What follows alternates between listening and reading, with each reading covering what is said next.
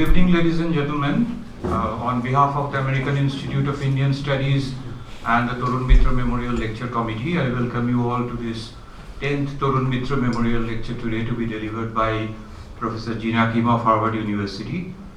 So this program is being organized in collaboration with the Center for Studies in Social Sciences, as we have been doing this for last couple of years. So we are about to start the program. So I would like to invite Professor Jinah Kim, Professor Rosinka Choudhury and Professor Jerry Forbes to take their seats on the dais.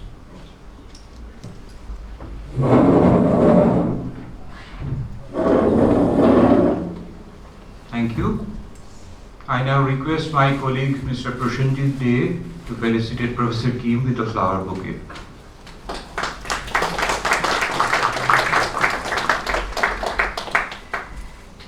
So today's program will be presided over by Professor Geraldine Forbes. So I don't want to take any more time of you. So over to you, Jerry.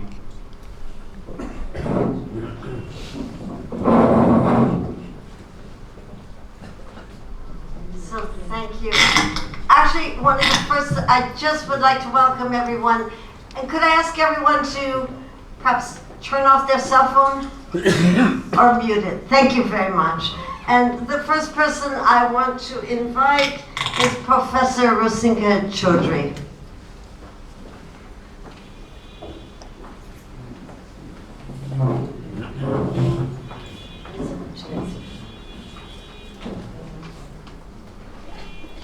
I would like to begin by saying a few words about the man after whom this lecture is named. Tarun Mitra served as a director of the AIIS since 1965 for more than 4 decades.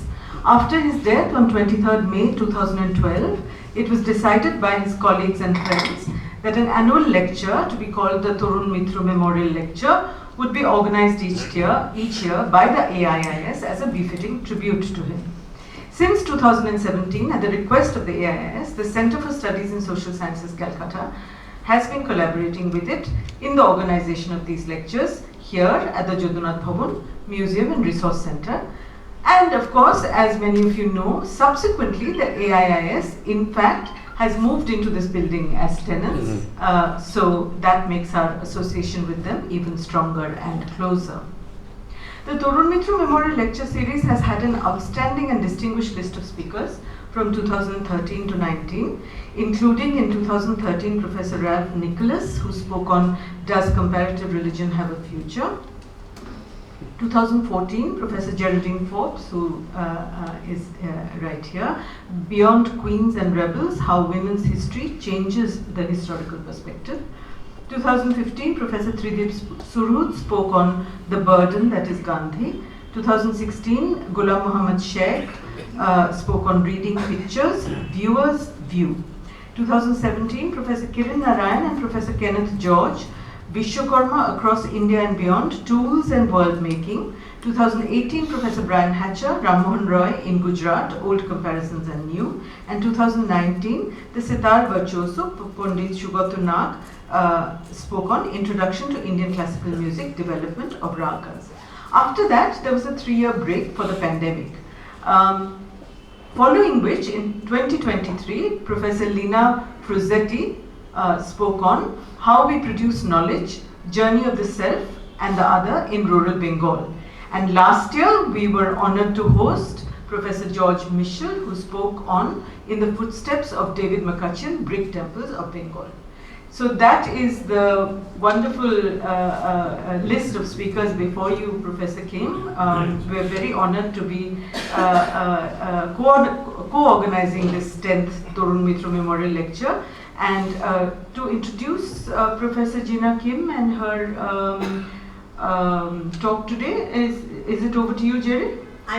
It's over to Aditi Nashrak. So you can introduce Professor Kim. Right. Okay. Oh, you want me to go first? Okay. No. Aditi Nath will read the Tarun Mitra citation. Okay. It's there in the program. So over to you. Okay, thank you.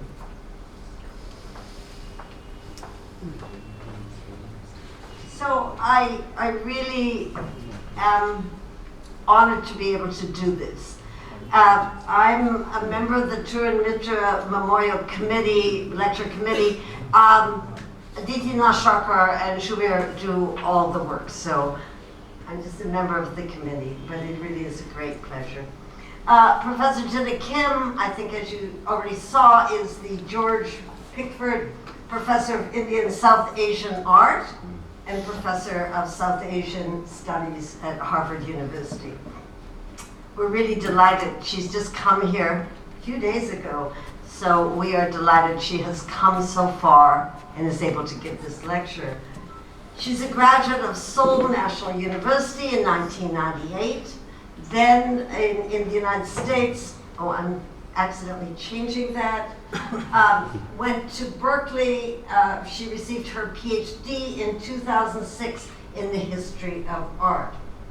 She's a recipient of a number of very prestige fellowships. The American Institute of Indian Studies is one of them, but also the National Endowment of the Humanities, the Getty and Mellon Foundation Fellowships from the Institute of Advanced Study, Ford Foundation, and probably others I don't really know about. She's been leading the arts program at Harvard since 2018.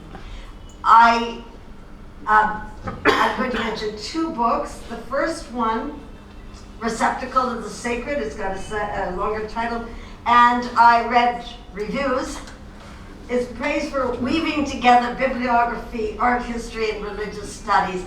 One of the things she's constantly praised for is the way she connects various kinds of studies. Her goal in that first book, as I understand it, is to analyze book production and illustration to understand doctrinal and ritual changes. The second monograph, Garland of Visions 2021, and I'm quoting from a review, it's been called a paradigm-changing work. I mean, the praise for her work is really extraordinary. She focuses on color as the material link between vision and artistic output. One of my friends, Janice Leoshko, who some people in Kolkata know because of her work on Buddhist art, wrote, and I'm quoting from something Janice wrote, with a much longer kind of statement, quote, she forcefully moves us out of comfortable binaries and disciplinary boundaries. And I think this is something I keep reading about you, about changing the way we look at things. I think, as I understand it, this research was the genesis for the mapping color and history, which you're going to see or hear about tonight. So I'm just impressed by my looking at it last night. Myself and a friend went through a number of things on the mapping color and history. So if you haven't, hopefully everybody will look at it on the web. I think it's exciting because it brings together people in such a wide range of fields. People in conservation, people who work in science, people who work in data specializing, computing, curators. So this wide range working together.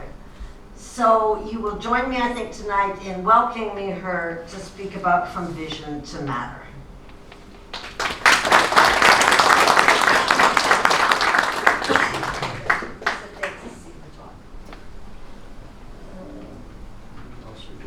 Oh, I'm sorry, and this Aditinath is going to read about the citation about Tarun Mitra.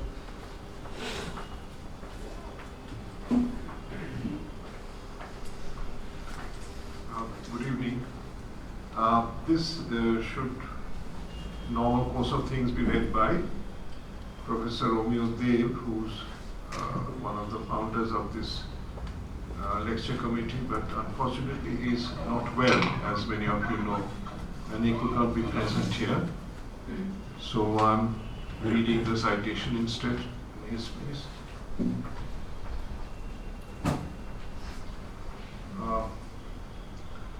Tarun Mitra, who was a counselor, guide and friend to a lot of people who did research or studied in West Bengal in the decades since the founding of the Eastern Regional Center of the AIIS, died in May 2012. He was Torunda to most of us. He was born in Guakhali in Jessore in 1929. It was his mother's natal village, and grew up in his father's village, Mitrodanga, in Khulna. Mitrodanga has subsequently been renamed as Mire Danga, if you want to look for it in the map. Interesting change. He matriculated in Murshidabad and passed the intermediate IA exam at Daulatpur College, an institution his family supported.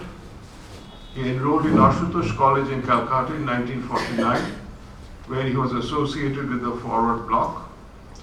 He was asked to leave Ashutosh College because of his role in a student strike. He enrolled in Charu Chandro in 1950 and completed his BA with honours in Bengali from the University of Calcutta in 1952. He joined the MA class in Bengali but was unable to sit for his exams. At this time, he supported himself by odd jobs. He took on jobs at the free primary school, and he even worked as a porter in the agency house of J. Atherton and Company, he told us. But at the same time, he was one of the founding editors of the literary journal Shotobhisha, which started appearing in 1951 and which, together with Krittibash, defined the literary world of Calcutta of those decades. In 1956, Torunda joined the first MA class in comparative literature at Jadunath University, where he studied under Buddhadev Bose and Sudhindra Dutta. He completed his MA in 1958 and started teaching English at Charu Chandra College. In the late 1950s, Torunda joined Gandhi Vichar Parishad, organizing its Calcutta Center and Library under the Gandhi Shmarak Nidhi. There he ran a program of lectures that included speakers such as Jayaprakash, V. Gordon Child, Nirmal Kumar Ghosh, Reverend Martin Luther King, and he also worked with the Bhudan movement with Jayaprakash, Vinoba Bhabhe and others. Social service took him over much of Sri Lanka and India. In 1965, Torunda found a permanent home in the American History of Indian Studies. Like the other Indian officers, he was made eventually the regional officer.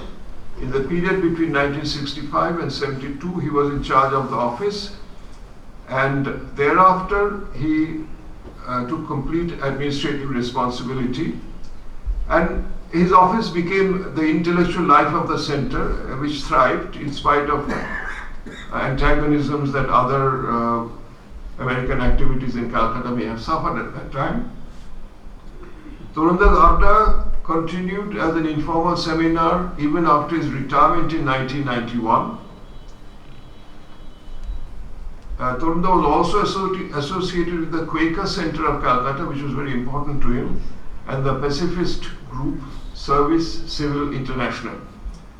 And he continued to do social service with them in remote rural regions.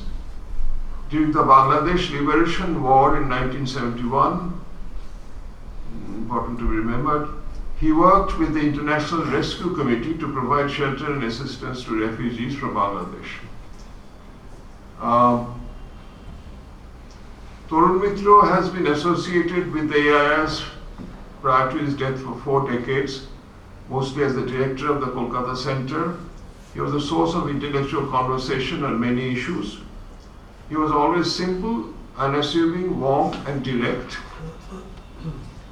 The reason why we thought of starting this lecture series is that in Torunda's Adda we used to see topics come up that wouldn't come up anywhere else. For example, I still vividly remember one day the question came up, what is the influence of the Shahnameh in the culture of India?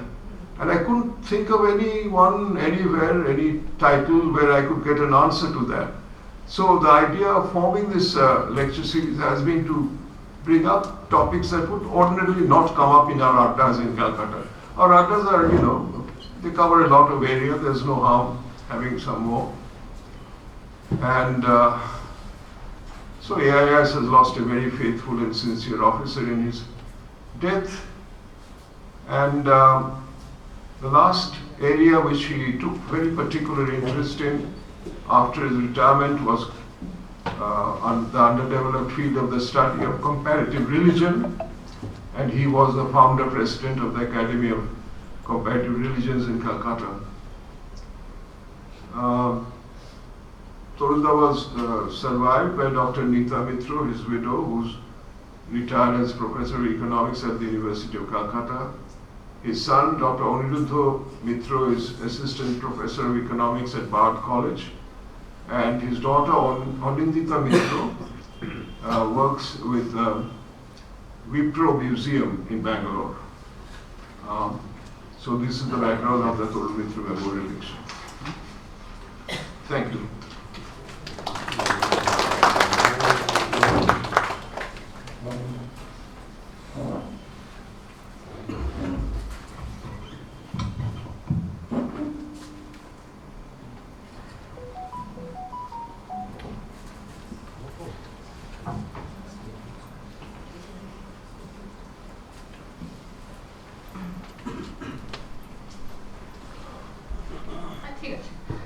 Good evening, everyone. Namaskar. तो बांग्ला बोलो কাল কে বলেছো আজকে বলবে না ভালো আছেন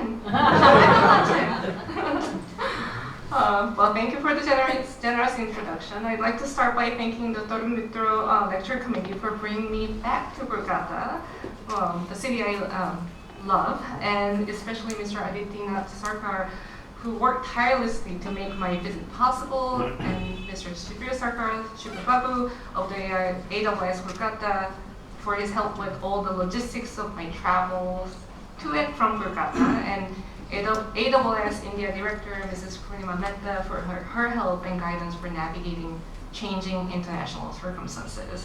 And also thank Professor Jerry Force for also intervening to make sure that I could actually make this trip. So thank you. I'm truly grateful to the American Institute of Indian Studies, whose support initially made my doctoral research based in Kolkata as a junior research fellow more than 20 years ago. And in a way, AWS has been on my side all throughout my journey. Can you hear me okay? Yes. Yeah? Shuntepachen. So I'm quite happy to have a chance to reconnect and possibly collaborate with the AWS on my ongoing research project, Mapping Color and History in India. So we'll talk a little bit about that, and thank you all for coming. I know the lecture was announced only very recently, and I'm glad to see so many in the audience, and also there is traffic issues in South Kolkata, so I'm very grateful for all your coming. So with that preamble, I'll start with this. So how green is green Tara in a Buddhist master's vision? This painting of the Buddhist goddess Tara in the late 11th century Nepalese manuscript, which by the way is in Kolkata, depicts the goddess and her 8 miniature forms as green. Right? We all agree that's green on the screen. The green color of Tara may be translating the color described as Shama in Sanskrit texts, but how the color of Shama was to be seen or was understood varied depending on the period. Even if we assume Shama to mean green, how this green was pictorialized was not universal, as seen in these various images of paintings of Tara. And we should also acknowledge an obvious challenge here. Translating a color or discussing color value is notoriously difficult. These are, after all, digital images of the paintings that we're looking at, and I think what I'm looking at on this screen is very different from what you're looking at on that screen. So you see the challenges. And these are the digital images that are kind of mitigated by the artifice, the machine and the code that translates the color into what we see on the screen. And without saying, if I told you over the phone that I'm wearing a green sari today, then you wouldn't know, is she wearing like mint green, jade green, olive green? We don't know. And these descriptive terms like a mint or olive are, it's help our communication are used through association. It's not actually due to their intrinsic color values, but not necessarily something that is actually color. So color names in fact get quite fanciful. You guys recognize this? Anyone recognize this? Where that might have been? Anyone recall what word? Guess what this is actually? Brochure. Brochure? No.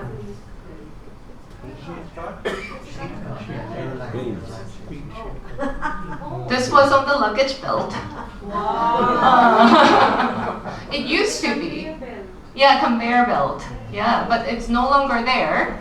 This time it's gone. But you know, the color name's pretty fancy. So despite these, despite these semiotic challenges, a sustained analytical attention on color can offer new insights regarding the history of painting and the meaning and the function of color in art. So why do primary colors dominate the palette of Indian miniature painting? This is the central question I asked in my second book, The Garland of Visions, Color, Tantra, and a Material History of Indian Painting. And this talk is drawn from the book's sort of 6th chapter and epilogue. And I will sort of talk about this part and then kind of move on to talk about the mapping color in history and how that relates. So my book explores how color emerged as a central tool to shape, structure, and circulate visual knowledge in pre-modern South Asia. It does so by looking at what Ananda Kumaraswamy, the first curator of Indian art in North America and a famous scholar of Indian art, once called the blank period.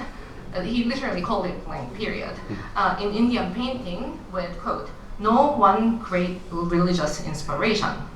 And in Kumaraswamy's reckoning, this falls between 650 and 1427.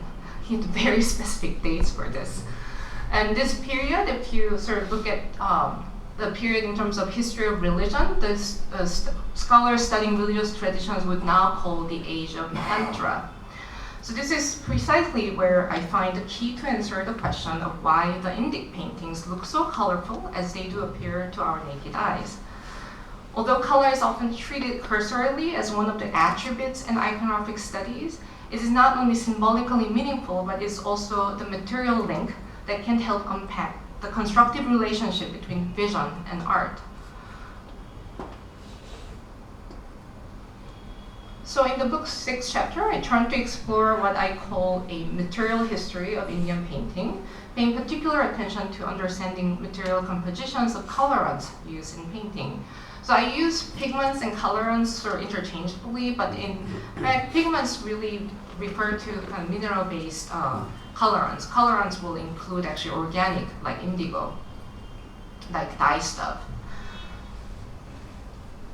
And identifying pigments in a historical object, like the one used in a 12th century Buddhist manuscript, and understanding them in a historical context require a deeply involved interdisciplinary collaboration, and the pigment analysis data on which I build my historical analysis is all drawn from scientific material analysis done by conservation scientists and conservators, as acknowledged in each slide. So that's data by Dr. Michelle Derrick of the Museum of Fine Arts, Boston. So as I mentioned, today's talk is drawn from the chapter 6 and epilogue of the book. And this is also the genesis of my ongoing internationally collaborative multidisciplinary research project, Mapping Color and History. So I'll talk about some of the findings from this Mapping Color and History project towards the second half of this evening's lecture. And of all the brilliant colors seen in Indian miniature paintings, today I will focus on the examples dealing with the color of Shyama, pictorialized most often as green in late Indian and Himalayan Buddhist painting. And with these examples, I hope to demonstrate how art historical inquiry on color along with material analysis of pigments can shed light on artistic processes that contributed to shaping visionary experiences, and how this understanding may in turn help make further transregional connections. And before moving on, I'd like to underscore the material and tactile quality of many of these paintings from South Asia. And this is actually my favorite painting in the Harvard Art Museums. This is a folio from Rasa Manjari from Masoli. And you can see the painting's materiality is very prominent. If you actually see it in person, you can actually see this glistening beetle wings exactly cut to the shape of the jewels on the ornate ornaments adorn the bodies. Raised white dust, I don't know if you can make out these like pearls are all like 3D, kind of rounded up with volume. And all of these elements enhance the texture of the painting surface. So what I'm trying to say is painting, you often think it's just two-dimensional flat thing. And when you see a digital image, even it's further flattened. But as an actual object, it actually has depth and presence. And if you imagine sort of the light of a candle or burning oil lamp, which is how its original courtly viewers might have enjoyed this painting, would have made this texture surface even more alluring. And in a way, refraining from illusionistic techniques to the minimum, the artists achieved the painting's sort of presence through tactility and materiality of the pictorial surface, heavily laden with layers of colorants, many of which are mineral-based, inorganic pigments, and beetle wings. And I also want to note, in addition to the pictorial brilliance, one cannot forget other physical qualities, including smell and weight. For example, arsenic trisulfide, which is a mineral composition of yellow pigment orpiment, a frequently used mineral colorant for yellow in pre-1500 South Asian painting, has very distinct smell, like sulfate, right? In fact, painting's thickness was highly cultivated in medieval South Asia and in the Himalayas. Painterly techniques and practices developed to engender appreciation of material and tactile properties of painting throughout the first half of the second millennium. Such a strong attention to tactility and material presence of painting can be appreciated by paying particular attention to the physical properties in each painting, like through the study of pigments. And at the outset, I also like to sort of make a note that I'm following kind of color realist position. That is, it assumes that colors do exist independent of the viewers. Because there are many, many ways to enter into thinking about color. But I'm taking this position, so then we're able to take the value of the color's material properties more seriously and incorporate findings of scientific material analysis into the writing of the history of art. Thanks to the advancement in conservation science, we have more non-invasive means to examine and analyze the pigments in use in manuscript painting.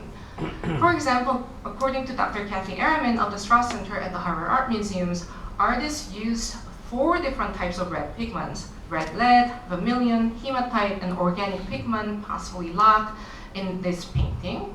And we look at the green on this painting, like the green blouse and then the green border of the building. Do they look different to you? Yeah. There is like a slight difference in the hue. Like there is a slight difference in the hue, and actual analysis revealed that the blouse is actually, malachite, like copper-based green, whereas the green in the architecture and fruit is a mixture of blue pigment with Indian yellow. So, malachite, I think to confirm malachite, you need different techniques, but this one is definitely copper-based mineral pigment. So you see the difference. And when you kind of learn this, and the Indian yellow, the famous brilliant yellow color that was made from the urine of the cows, supposedly believed to have been fed on the exclusive diet of mango leaves.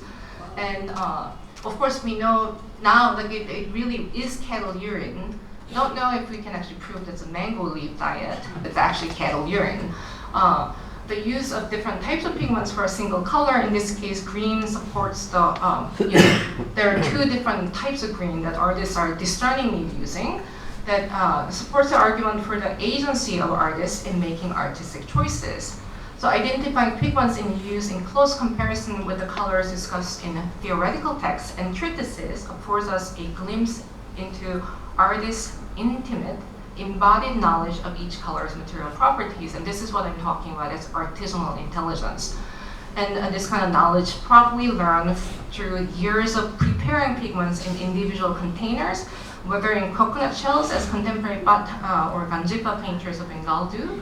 So each painting is in like coconut shell container, or in shells as miniature painters in Rajasthan and Punjab did, and still does, or in gourds as described in 7th century Pana's Harsha Charita. With this understanding in mind, let us now turn to exploring Shama as a color term. Color terms are as difficult to pin down as conveying a color objectively.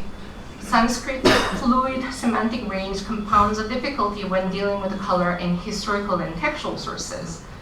Color terms begin to appear more systematically in Sanskrit artistic treatises, like in the Natya Shastra, a foundational text in Indian aesthetic theory. Rasas are categorized in color terms, and this is a translation by Shalom Palak, where you see the erotic is blue-black, Shama, the comic is white, Sita, the tragic is gray, Kapota, and the violent red, Rakta, the heroic is golden, Gaura, and the fearful black, Krishna, the macabre, blue, Nila, and the fantastic yellow, Pita. This list is by no means systematic, and there may be sort of psychosomatic reasons for assigning these specific colors to specific emotion-driven rasas in this treatise on drama. I'd be interested in understanding that, but that's not what I'm here to talk about today. So just want to point out Palak's English translation renders the color terms pretty straightforwardly. For example, Shama for Shringara, or the erotic, is translated as blue-black, or Krishna for Bhaya is translated as black, while Nila for the macabre is blue. But identifying which color each term refers to is unclear. As the color of Shringarasa, Shama seems to mean much more than what blue-black can convey in English. So Shama can mean, this is a page from Monia Williams' Sanskrit dictionary. It could mean the color of pregnant monsoon cloud, night sky, Indian cuckoo bird, whose color may be best described as dark olive green, and an attribute of a beautiful maiden as in sort of swarthy complexion, right, among others. And the term can then help amplify, the Shama as a term can help amplify the charged meaning of Shringarasa, the erotic, in a sort of vivid and visual sense.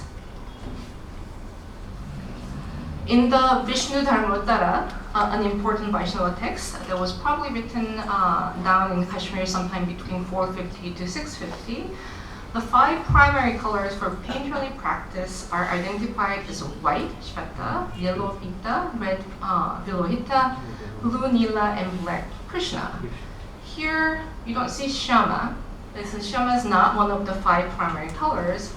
Rather, the actual Vishnu Dharmottara's Sutra section takes Shama as indicating darker shade opposite Gaura, the white bright. So it uses Shama differently than what you saw in the Natya Shastra context. So using these texts to explain aspects of artistic practices and artisanal mastery of every period is a logocentric superimposition and something that should be negotiated with care, I would say. It is, however, tempting to see some realization of these ideas on the surviving murals of caves at Ajanta. You guys all know who that is? Yes, right? It's very famous, right? The Padmapani in Cave 1, right? Cave 1, like everyone knows who that bodhisattva is.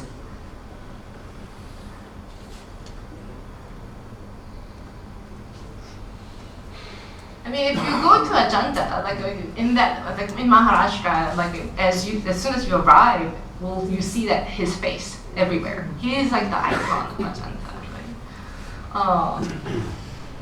But I'd like to suggest that the female figure standing behind the famous image of Bodhisattva Padmapani in the Cave 1 at Ajanta may come close to how this Shama was interpreted in painting in the 5th century. This lady. So next time when you go to Ajanta, look for her, because you're all just drawn to the Padmapani because he's the center, but I want to sort of draw your attention to her. So sumptuously ornamented with a tall ritual crown and delicately rendered jewelry draped across her bare upper body, this female figure's slanting gaze and her slightly turned body direct our attention to the antechamber as her male counterpart towering next to her. But her dark complexion seems almost purposely painted in contrast to the bright golden complexion of the male bodhisattva. So you see where I'm going with this, right? Here, I wonder if we may have a case where Shama as a color pictorializes the dark complexion of a female beauty.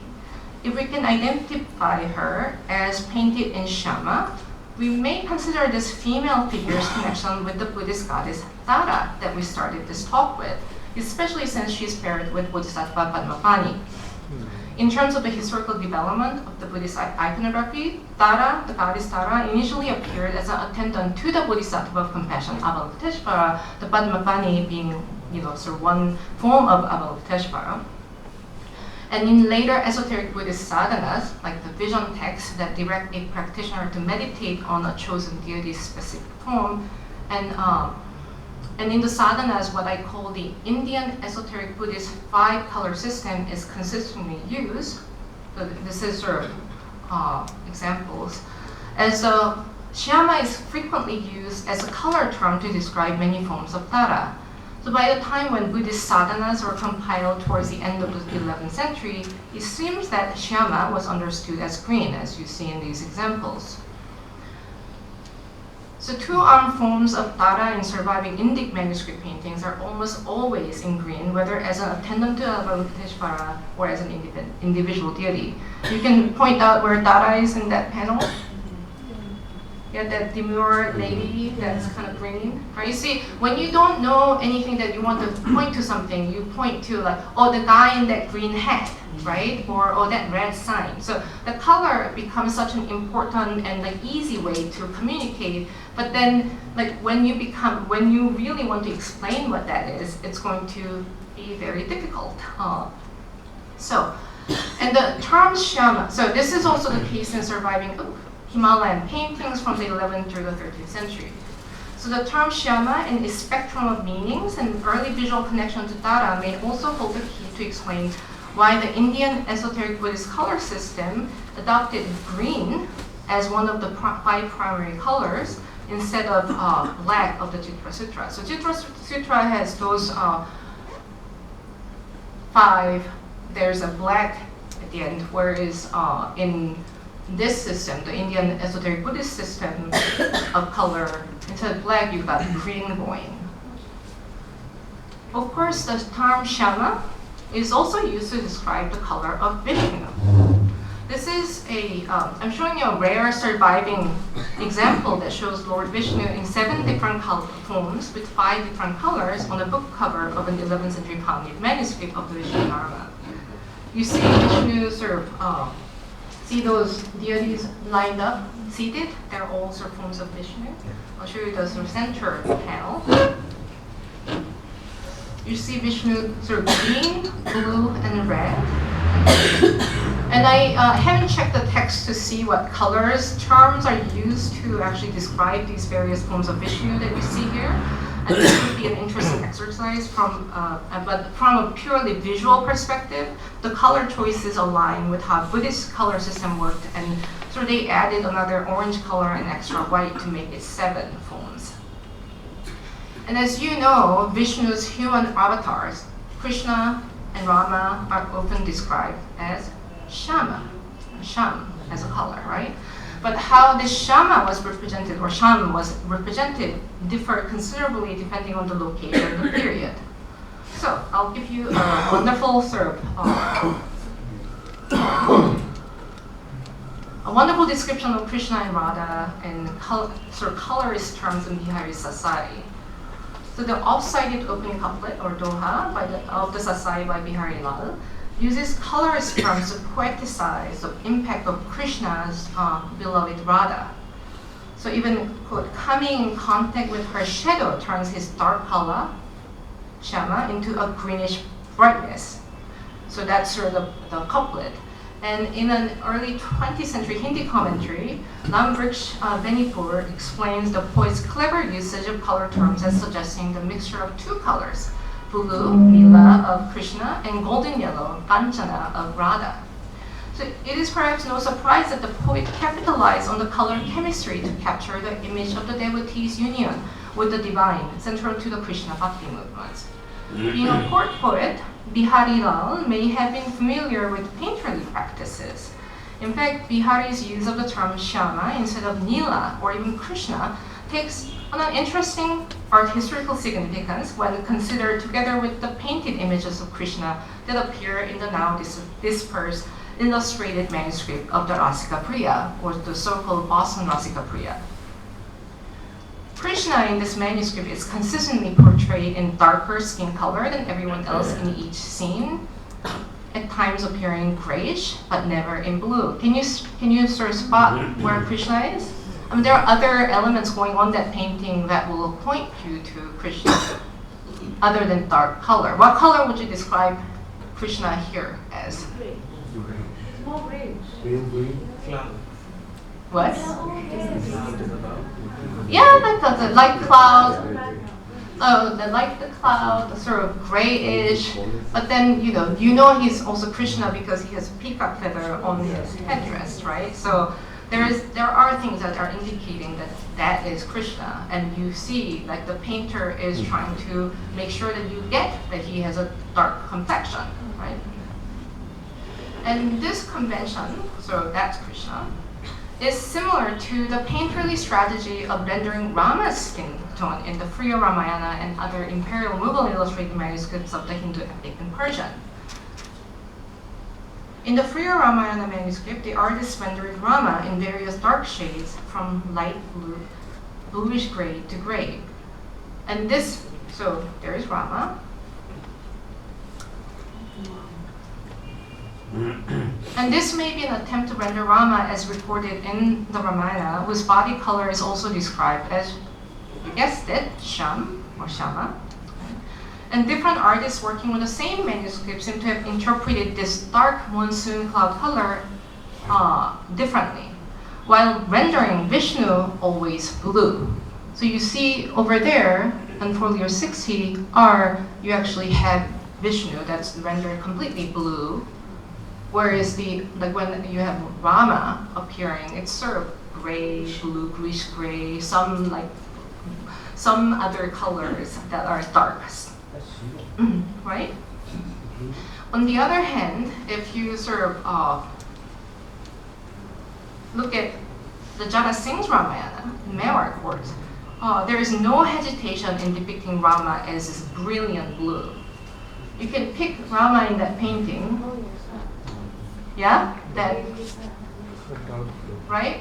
That blue guy, blue boy with the, and then there is another time, and then he's actually being flowered on, so you can spot him, right? That blue figure. And I'm sure this is actually most likely mineral blue, like lapis lazuli or azurite, instead of organic blue like indigo. This is where doing analysis would be sort of interesting and helpful. And to tell you, these two paintings actually depict the same narrative moment, but they are very different. You know, they approach it very differently. So, I mean, format-wise, I think Rama's calling you. Format-wise, one is vertical, the other one is horizontal, right? The horizontal is Poti, whereas the vertical one is like Codex. And they have their different approaches on how to present a narrative. Mughal artists captured a single narrative moment, whereas the Rajput artists portrayed multiple temporalities in one frame. Why just compromise for just one scene when you can do multiple moments and like get cinematic, right?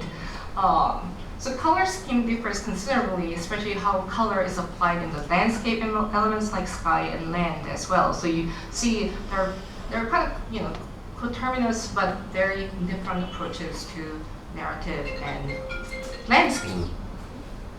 Although we cannot prove that the poet Bihari had access to the Boston Rasika Priya at the court of Raja Jai Singh of Amber, Mughal imperial painterly interventions initially pictorialized Shyama in the dark monsoon cloud color of Rama.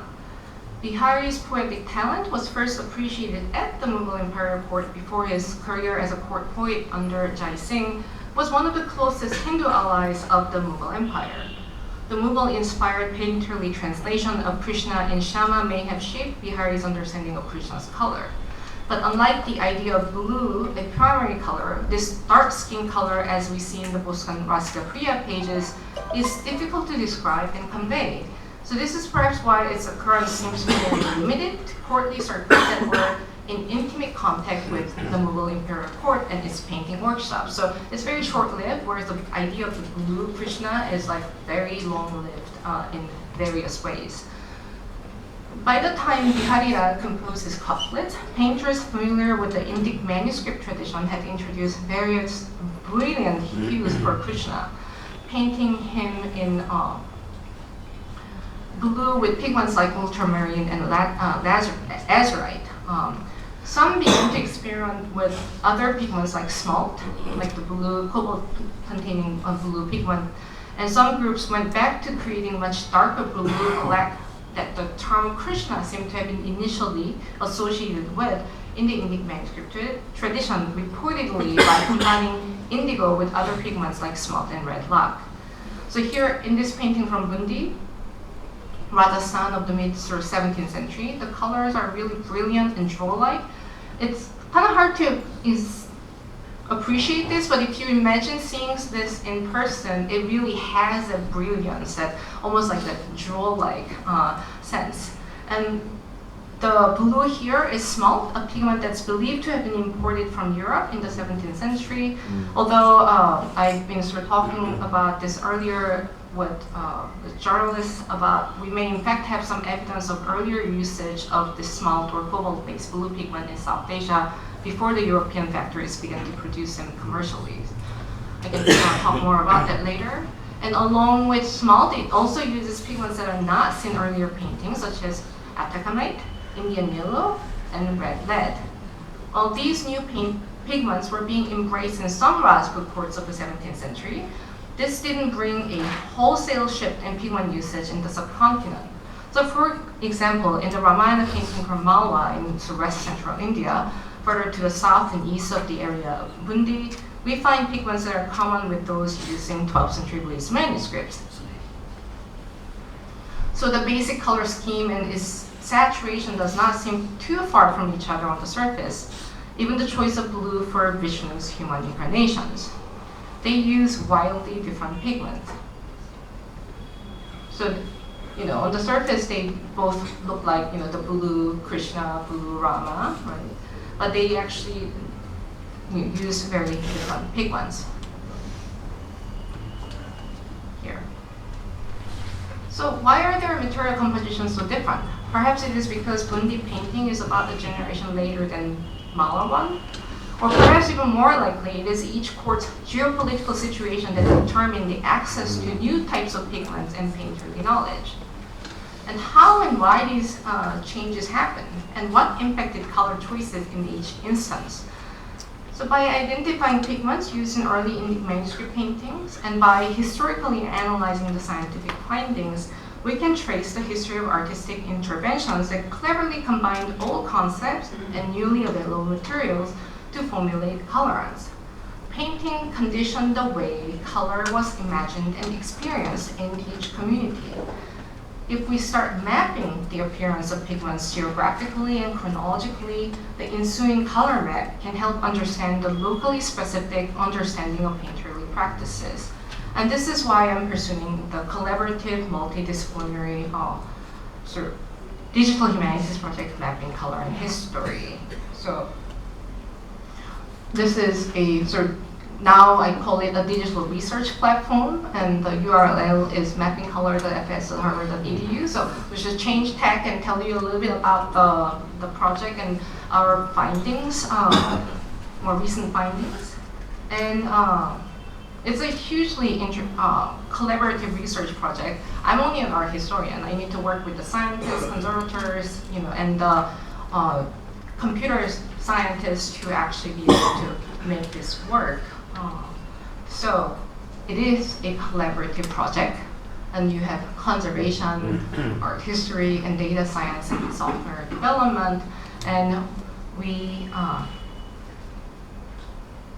also have the India wing, which is represented by our conservator and research manager Anjali Jain, who is with me here today. Also, like research assistants, we have Karsh from our department here too. So I have a team of people working on this project. And so if you go check out our website, this is our current stats. You have about 312 artworks and 173 published analysis, meaning there are way more analysis that haven't been published yet because we're vetting the data and making sure that it meets the data standards that we set ourselves. And you can browse our data. You can just search by keywords or pigments, but you can also browse data by color or by pigments. And this is sort of fun. You can, if you're curious about any of the pigments, see there's an eye sign there. If you click on it, it will pop up with this, or it gives you information about each pigment. And you also have a link to a website called Cameo, which has more information about each pigment. So this we're imagining as a resource for anyone interested in color and colorants. And or we can see it on a timeline and a map. And this is why we call it mapping color in history. So when you move the time bar and also sort of filter by different pigments, you can see where things appear over time and where it actually starts disappearing over time as well. And this is just to give you a sense of like how it actually goes from analytical study to the database. That especially if it's a commission study, we work with the scientists and conservator to decide which areas are actually important to understand. And the numbers on there is like spot analysis, and then that gets sort of reported in, this is our template. So we develop a data template, and it gets recorded and then made into report, and that gets to be, so that number 16, that's the back-end view you will never see. This is a back-end view. And number 16 means you have 16 data points on that painting. And that actually gets published like sort of this. Right? And we have a confidence level that was actually important to the scientists. So when I first started this, I thought, it's like you just put a point and the answer will come out. That I just poke the scientists and they will give me an answer. But apparently I learned over time that like scientific inquiry into understanding colorants is like such an iterative process. There is no just one thing and then you have an answer approach. You really have to have multiple methods, and it's also interpretation. So then I had to be able to say, like, we have a confidence level of if you have this much information, you can actually like about 90% confidence say like, oh, it is small, versus, well, we kind of think this is, it's gotta be indigo, or like there is no other organic blue, but we haven't actually confirmed it. Then we can say possible. And then we can also say, oh, we are not sure, but it's potentially. So there are like different confidence levels that we're marking with the, I don't know, I mean, you should give me a feedback whether that actually conveys to you that these like little bars, the cell signal bars, is like how we are indicating the confidence level. And so that's sort of the data point for that particular painting. And as I said, MCH is a living database, and one of the things that I'm very excited and proud of is MCH India, which we have established a mobile heritage lab. And as I mentioned, Anjali Jain is our research manager and conservator, and we have worked with the Asiatic Society in Mumbai and CSMDS in Mumbai, and our lab is currently stationed in the City Palace Museum in Jaipur. But we're actually talking about bringing the lab here to Kolkata. We've been spending 2 days at the Asiatic Society Kolkata, and there's a hope that we might actually get to bring the lab here. So, I mean, this is such an important historical city with such rich cultural heritage, so I'm hoping we can bring it here.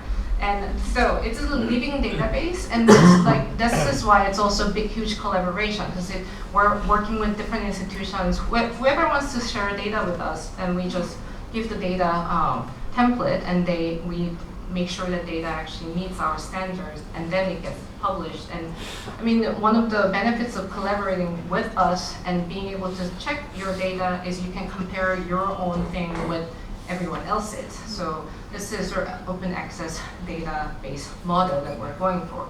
And what can you do with that kind of data? So from here on, I will just show you some sample findings from ongoing collaborative research.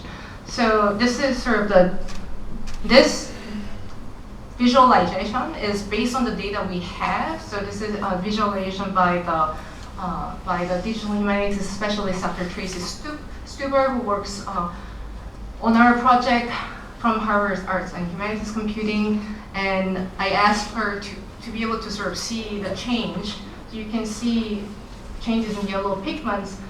There is sort of the almost point in 1575 on that you start seeing Indian yellow, and orpiment kind of disappears. But before 1575 or the 1550, major yellow pigments is orpiment, right? It's pretty stark. I mean, this is only based on the data that we have currently, and as we as I said, this is a living database. So if you start getting more data, the picture might change. So, but so far, this is a trend. And for instance, before 1575, even in early Mughal work like the Hamsanama, here you have orpiment, so yellow arsenic sulfide. And then it actually is, so that yellow robe, when you see in UV light, Indian yellow, the most sort of famous yellow pigment, it fluoresces like as if it's neon color. If you see Indian yellow in it, when you have a black light, the UV light on it, it will just fluoresce like it's a neon color. It's something really fantastic to look at. But so here, when you see it in UV light, there's no fluorescence, so you know it's an orpiment or not Indian yellow. See, this is what I mean. It's like in complete darkness, when you do the black light, the UV light, it like fluoresces. It's as if like the light just switch got turned on that yellow robe, and that's the Indian yellow. So you really, but because Indian yellow is an organic pigment, the techniques like XRF, the X-ray fluorescence, which actually detects the mineral frequency, would not detect it. So when there's no response on XRF, you also know this is organic yellow, along with the UV light. When it fluoresces, you kind of know it's really gotta be Indian yellow. And this, we have I think 17 folios from the Divana Bambari. This is it's actually dated 1588 in the Mughal Imperial Workshop of Akbar, and it's called Akbar's Pocket Book. So it's actually this tiny, it's very tiny manuscript, and this is where we see both orpiment. So these folios have orpiment, the traditional yellow, the arsenic sulfide mineral, whereas these folios actually have the new yellow, the Indian yellow showing up, where sometimes just Indian yellow or sometimes Indian yellow and orpiment. So there is like a variety of colorants that are being introduced here. And this is where I'm also sort of suspecting, so there is a kind of long-standing assumption that this Indian yellow was introduced in some Persian manuscript, because there is a dated Persian manuscript in the British Library that was recorded in 1920s article that had like Indian yellow in it. And then if you actually go back to that article, it says there is no fluorescence under the UV. So, but it's a brilliant yellow, so it might be Indian yellow was the article, and that, which is a little strange to me. So, and I think the Mughal Imperial Workshop has something to do with this introduction of new kind of material and mineral or otherwise, and sort of really, I think it might have been developed in this sort of context. It doesn't have to come from Persia to have the so-called Indian yellow. So, I mean, I'm hoping we can go back to that British Library manuscript and see if actually what has transpired there. We have a plan, but we haven't actually confirmed it. So, and Indian yellow and orpiment gets used in green. So, green is often, you can see like how it's a basic. If you do crayon or watercolor, if you mix yellow and blue, you get green, right? So people use both Indian yellow and orpiment, and the yellow highlights in green actually has orpiment, meaning that there's no fluorescent in UV, so and have arsenic and X-ray fluorescence. And it's a similar time period, about 1620, 1634, 1635. None of these is dated. It's based on sort of style that these datings are given. Yet the color and usage is quite varied, right? So Indian yellow and some orpiment in vegetation versus this side does not use Indian yellow. And you can say like, oh, this group might be later than Bikaner, maybe that's why they haven't been exposed. But I think something to do with the geopolitical situation where Bikaner court is much closer to the Mughal workshop versus, Orcha and Malwa are not as closely aligned with the Mughal workshop. So you kind of see the geopolitical situation unfolding in the choices of color and stages. Or this is, again, another sort of visualization of our data that I wanted to see when you start seeing sort of greens that are actually green based, like copper based green, for instance, versus yellow and blue mixed. And again, the sort of change over time is pretty interesting to notice. And this is pigments that are green in visible color. I think West Asia, a lot of Islamic or Persian material actually start using more like mineral-based, copper-based green pigments earlier than in South Asia. And lead is another element so our site also allows you to screen filter by elements. So if you're into chemistry, you can also look for, what has tin in it, what has lead in it. Lead is something that I noticed that is not really seen in earlier materials. Pre-1500 South Asian material, you don't see a lot of lead usage. And when you start seeing Islamic quartz production, because lead white and lead red is pretty much in use in Persia from earlier periods, so it seems that change, the usage of lead-based pigments also comes with kind of establishment of the Mughal imperial workshop. That's sort of hypothesis, and we're sort of looking at the data, and it kind of bears out.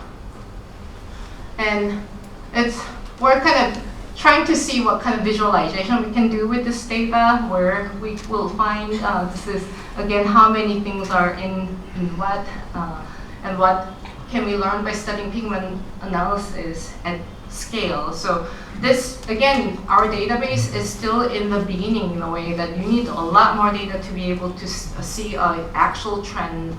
But I think there are some questions so these are kind of research questions I lead with when we're looking at the data and also searching for things to add to the database. That's why I focus a lot on pre-1500 material, partly because there isn't a lot done on that period.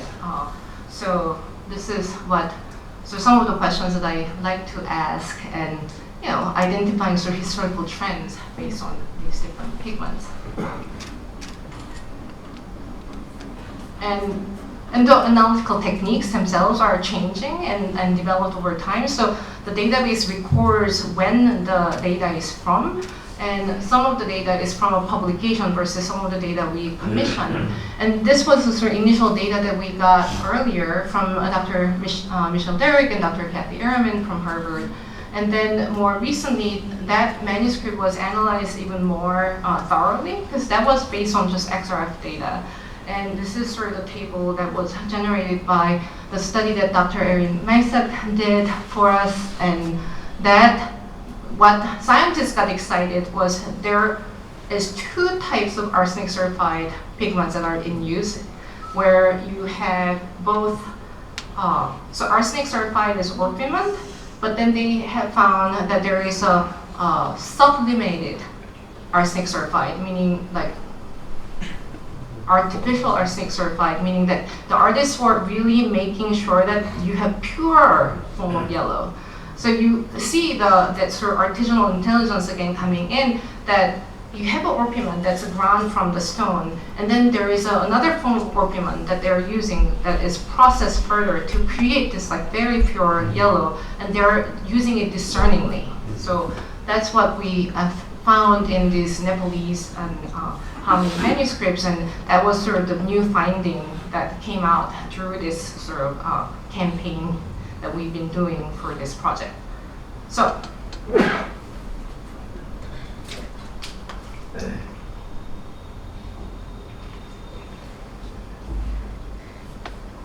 and of course I'm also, like I really marvel at artisanal intelligence that are not really known from textual sources.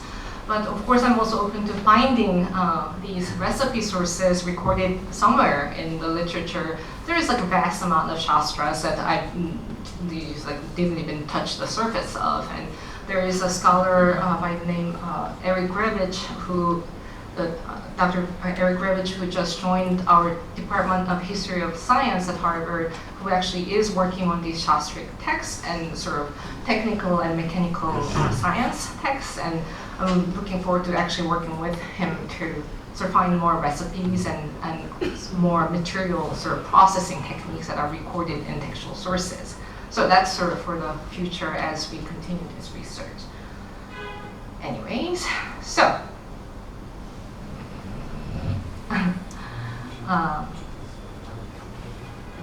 color is a stuff of vision. And this sort of piece by Losan Getso in a way captures this very challenging process of capturing the inner vision. Although today's talk focuses only on the material aspects of color in painting, ultimately the end goal of these tantric Buddhist vision practices is not just to see and identify with the deity in specific forms, but the realization of their voidness. One can imagine starting from a stream of light which morph into a clear shape of a deity with all the attributes and specific colors which dissolves away. But to project this stuff of vision across various geographic and temporal boundaries required artistic interventions.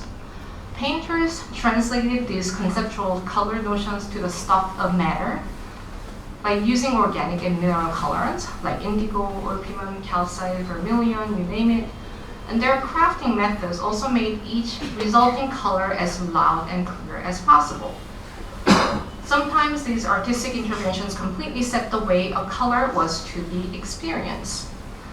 As numerous surviving paintings of the green Tara attest, the artistic intervention that translated Shama as green left a strong resonance in Himalayan Buddhist art. Artist's choice can have far-reaching effects on the conceptualization of the divine. In Sanskrit literature, the association between Shama and green hue may be found in poetic references to emerald. In Kalidasa's Raghuvamsha, the appearance of a Shama banyan tree covered with fruits is likened to a heap of emeralds mixed with rubies. This emerald connection is perhaps the inspiration behind the artistic translation of Shama as green. Emerald suggests a range of fecund imagery and precious beings, but emerald is not a material that could constitute the green color in painting. In addition, this emerald connotation coexisted with other connotations of the term, such as monsoon clouds, the erotic rasa. In other words, the emerald connotation was an old idea, and artists came up with ways to capture this color with various recipes. What the unnamed artist used to paint this green image of Lady Tara in Samatate in 11th century Nepal is yet to be explored. And this is where I get very excited that we might be able to bring the lab and see what's in this painting, right? This is in Kolkata, so perhaps it was a combination of indigo, orpiment, calcite, like the 12th century painting of Mahamayuri we have looked at. It's to be seen. Early Indic manuscripts that demonstrate an extreme mastery over chromatic brilliance demand a deeper investigation of the developing artistic knowledge of painting, pigments, and color in medieval South Asia. Such an investigation will explicate how the material knowledge and artistic intelligence may have shaped the way certain visions were experienced and circulated. If we start mapping the appearance of pigments geographically and chronologically, the ensuing color map can provide insight into a locally specific understanding of painterly practices. Hope today's talk opened a small window to peek into the possibility of mapping the world of color in history. So, thank you.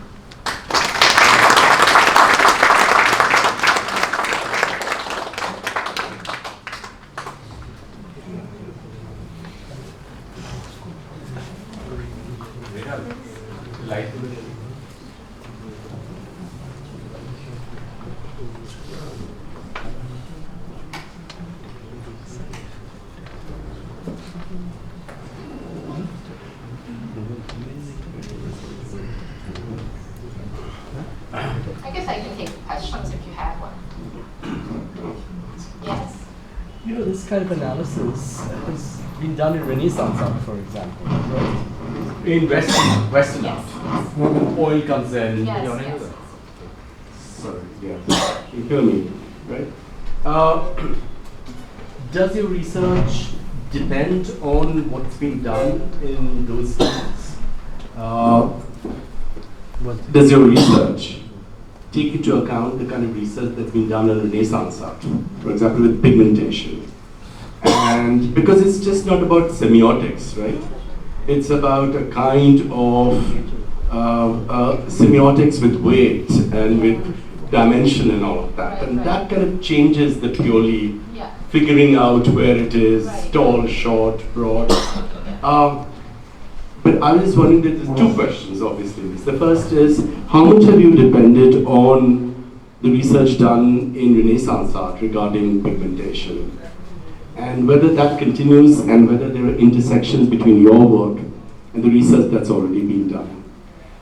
Yeah. Well, thank you. So one of the reasons why I started this project, like the Mapping Color and the History project, is because if you look there are color on databases, there are pigment databases out there, and there are a lot of publications on pigments, but most of them are based on Western European canonical, like Western art. Yeah. So when you are trying to understand like what was happening in India, it's just we don't have the baseline knowledge. So I started compiling them, and it's not like people were not interested. It just never been put together, and never been really sort of thought about in terms of like bigger picture. So this is why it's a collaborative project. I know people are doing research. Let's work together to have a better understanding. And it's great that you mentioned Renaissance art, because you do get actually people working on Renaissance art and especially pigments research get excited about what we're doing here, that you can actually start seeing maybe connections that you did not see before. And I was asked if we can actually sort of entertain adding the data that's being generated at the lab and Museum of Fine Arts on Van Gogh.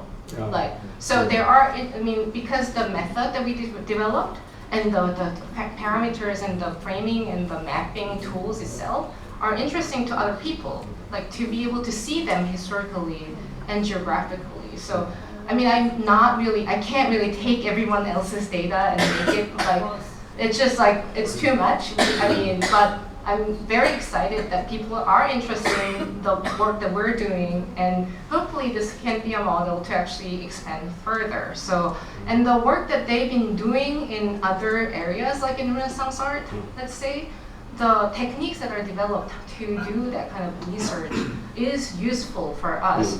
But then the materials that we're dealing with is different. So then we need to actually find, so there are like different ways that, how can we, like certain analytical methods, that what needs to be done to actually come up with actually closer to what you can say, like about 90% certain, that more confident data level. So it's not like, it's very collaborative. That's why I like this project, that we can work with a lot of different people and institutions and make something for everyone to actually appreciate. Thank you. I see a lot of hands. But This is, okay, so we're just going to take a limited number of questions. So.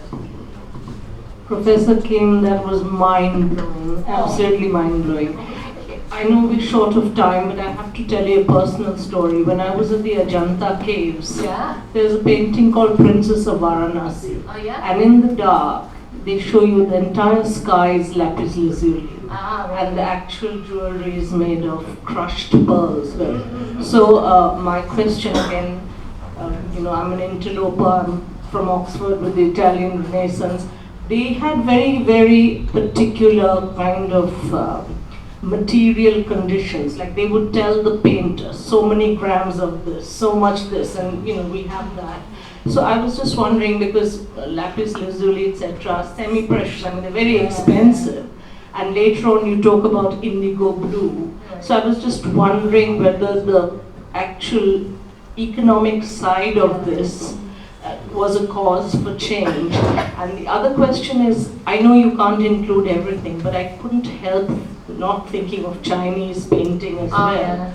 And in some of those Mughal paintings, where you showed us different pigmentation, in my brain scan, I could see some Chinese paintings. That, so of course you can't do the whole world. We understand that, but it's a mind-blowing evening. For me, I can't thank you enough. Thank you so much. I'm Roma Bochet. Thank you. I would say economics is what I'm quite interested in actually, because and we don't have, so in Renaissance Italy, you have a lot of records. Like merchants, the patronage, how much money was given, what was the payment for things, whereas we don't have any of this. I think in the later Rosberg course, there is a whole set of records that are now being sort of studied, because I think it's in Jaipur court, you actually have this whole receipts of what came in and how much they paid. So there is a whole set of research questions that should be explored. But when you don't have that kind of data, when you see precious materials being used, gold applied in the tip of that arrow, they could use some gold, they could use some more precious material, but they used it discerningly. So it's kind of think about the economic sort of back spectrum of people who can actually patronize this, and then what's available. And ultramarine, lapis lazuli was sort of more precious than other material. And one thing I will tell you about sort of the kind of preconceived notion of what should have been or what may have been used in Indian painting. So because Ajanta actually has been analyzed a lot, and people have found, scholars have found, that there are lapis lazuli used in Ajanta's, some of the murals. That's where this very brilliant blue comes from. And because of that, based on the Ajanta's finding, everyone just expects whatever Buddhist painting that happened in 11th, 12th century, that has lapis lazuli in it. I'm well, how do we know? And when we actually analyze, none of these actually had lapis lazuli in it. It actually was all indigo. So people don't just assume when you find it in the 5th century, must have been used all the way to 15th century. So, but that's not the case. And murals versus miniature painting on manuscript is a different kind of ball game. So, anyways.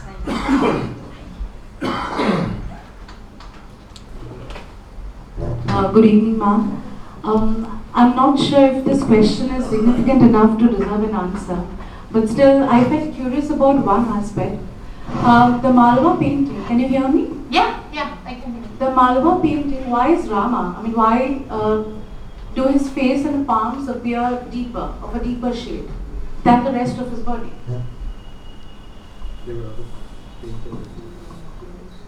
The face and palms of Rama, they are of a deeper shade, they are of a darker shade than the rest of the body, yes. This one?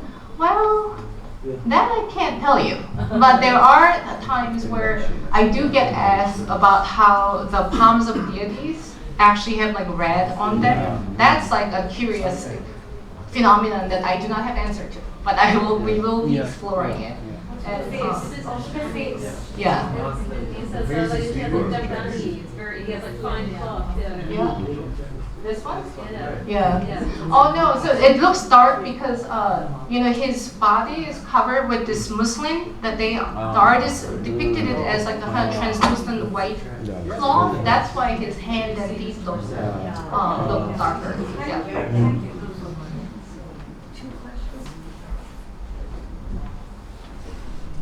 Thank you for a wonderful talk, and let's turn it on. Okay. And I was wondering, have you guys tried to locate the sources of all the old materials like azurite, malachite, or lapis, or orpiment, and whether invasions, change of freedom, new invasions brought new sources of colors? Yeah, no, the ores question is like, I really want to know. And I want to talk to like Geological Survey of India too, because so there is a database called min.org, so mindat.org. This is a minerals database. And they have a map to show where all these minerals are. And often India is empty. Like, you don't believe that's the case. It's just that it's not reported data. They haven't reported the data to see where these things are. So, yeah. But with isotopic signatures, you can actually find the mine from which these materials came. Yeah. I mean, to be able to do that, you need specific techniques to identify mineral signatures. So, and often require sampling. One of the sort of key features of our Mobile Heritage Lab is we do non-invasive techniques only. So. And you mentioned smalt. What is that? Smalt. So smalt is a cobalt-based blue, and it used to be used in making ceramic glaze. So that was in use, but it was not used in painting. And there is about 17th century European factories start making smalt, and that does get imported to India. But then we found sort of cobalt-based blue in the late 15th century Jain manuscript. And when we found it, the scientist, when she sort of was pointing this out to me, oh, that has cobalt in it. Like it must be like somebody messed with it, right? Because cobalt blue is like a later pigment.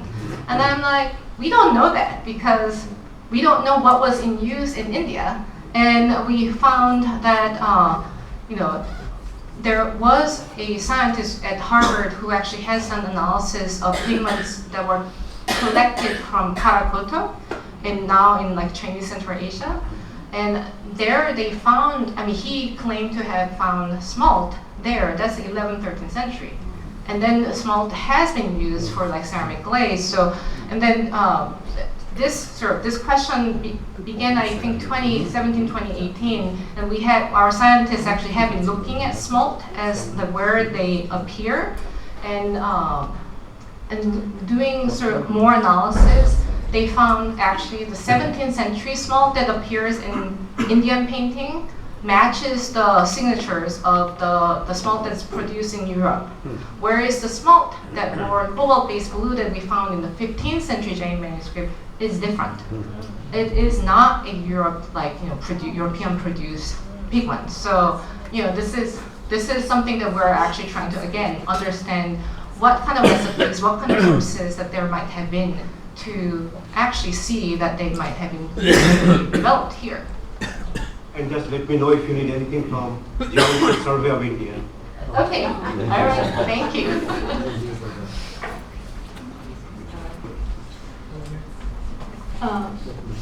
I have just seized this opportunity. I have grabbed the mic. Can I ask a question also? Okay, this is, I think, our last question. Last two then.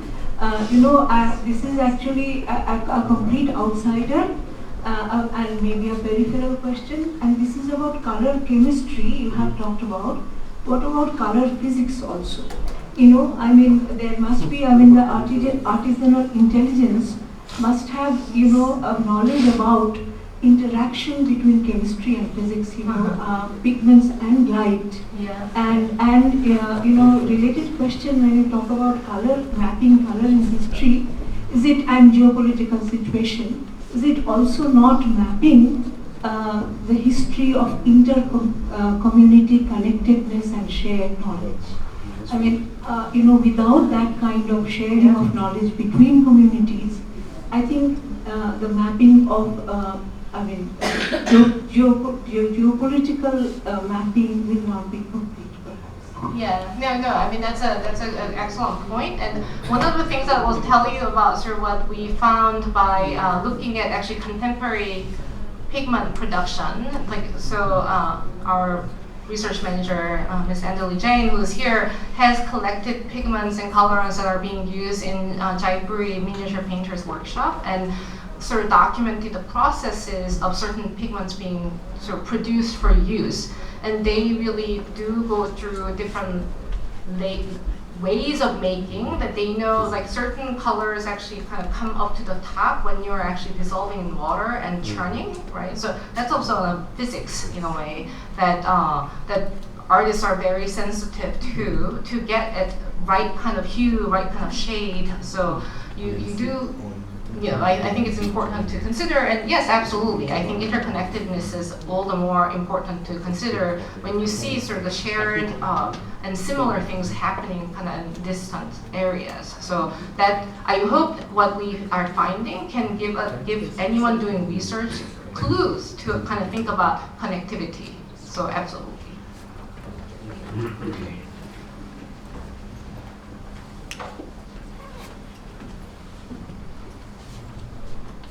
So is there one question you had? Maybe I should answer Yes, that question. if you don't mind, it's. Okay. Thank you.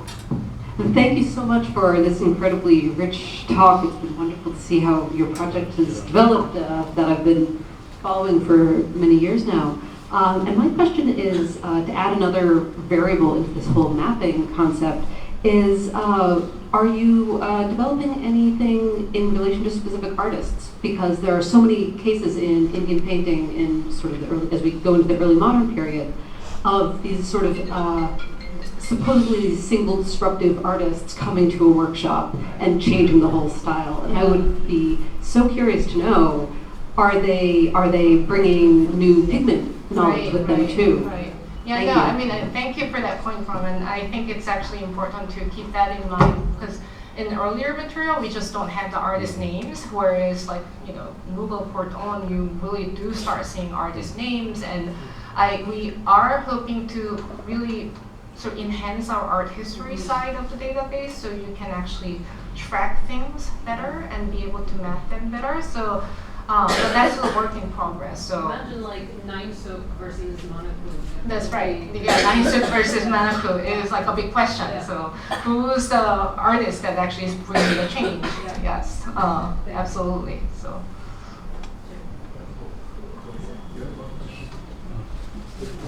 I had two questions. It has to turn it on.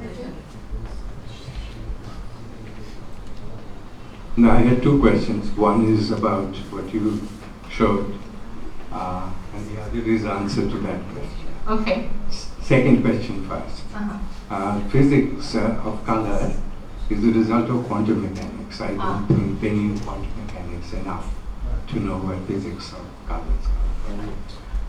So they understood only the chemistry of mixing together, not where the inherent color comes from. Yeah. It's only understood in the 20th century. Right. But I just had a question, and this picture answers. And that is to have a background reference point. For instance, some of these pictures have colors of people.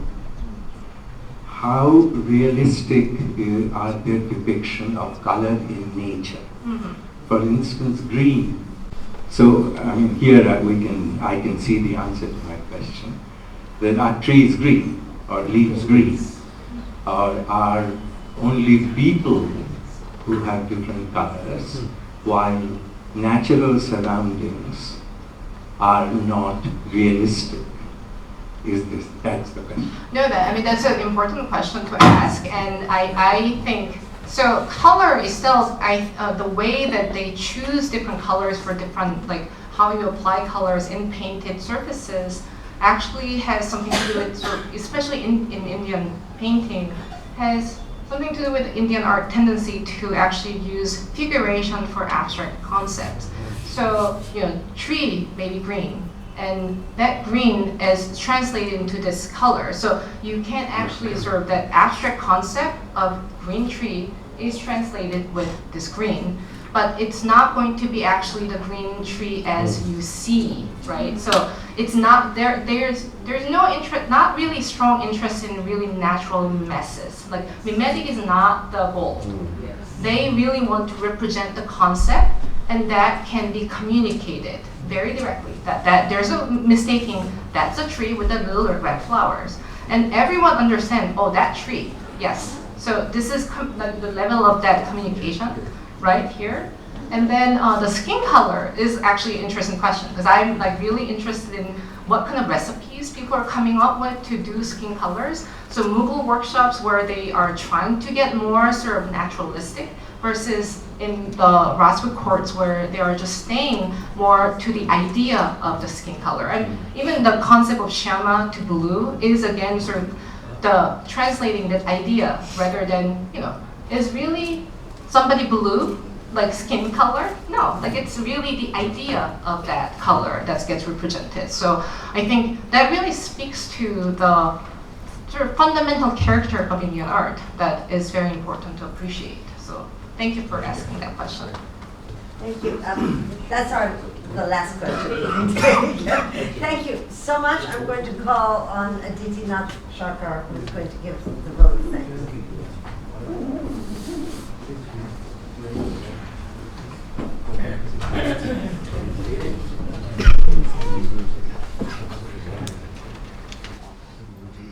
This is a pleasure. And it's very brief.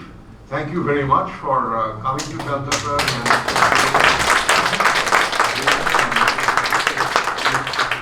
It's been several days of lots of intellectual excitement here and at the Art College and other discussion groups. And I hope you'll come back soon. And thank you, and thank everyone over here at 10 Lake Terrace for making this evening possible. Shubir Babu and the AIS office indefatigably worked at this. Thank you for that.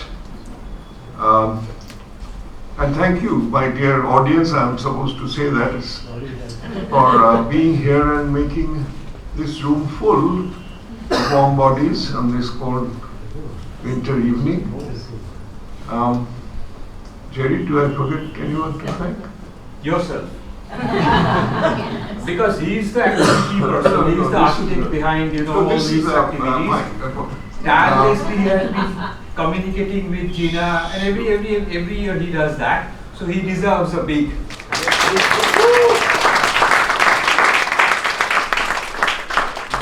What we do miss here is Professor Omeo Dev, who's ill, and I wish he was here and wish he was at the desk and doing the thanking instead of me.